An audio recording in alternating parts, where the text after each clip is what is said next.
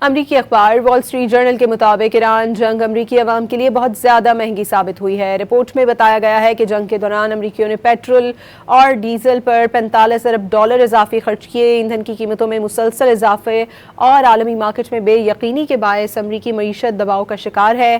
مہنگائی سے کم اور متوسط آمدنی والا طبقہ سب سے زیادہ متاثر ہوا ہے۔ امریکی اخبار وال اسٹریٹ جرنل کے مطابق ایران جنگ امریکی عوام کے لیے بہت زیادہ مہنگی ثابت ہوئی ہے۔ رپورٹ میں بتایا گیا ہے کہ جنگ کے دوران امریکیوں نے پیٹرول اور ڈیزل پر $45 ارب اضافی خرچ کیے۔ ایندھن کی قیمتوں میں مسلسل اضافے اور عالمی مارکیٹ میں بے یقینی کے باعث امریکی معیشت دباؤ کا شکار ہے۔ مہنگائی سے کم اور متوسط آمدنی والا طبقہ سب سے زیادہ متاثر ہوا ہے۔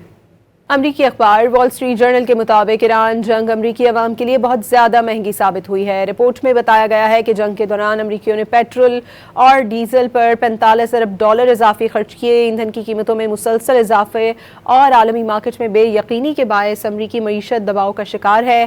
مہنگائی سے کم اور متوسط آمدنی والا طبقہ سب سے زیادہ متاثر ہوا ہے۔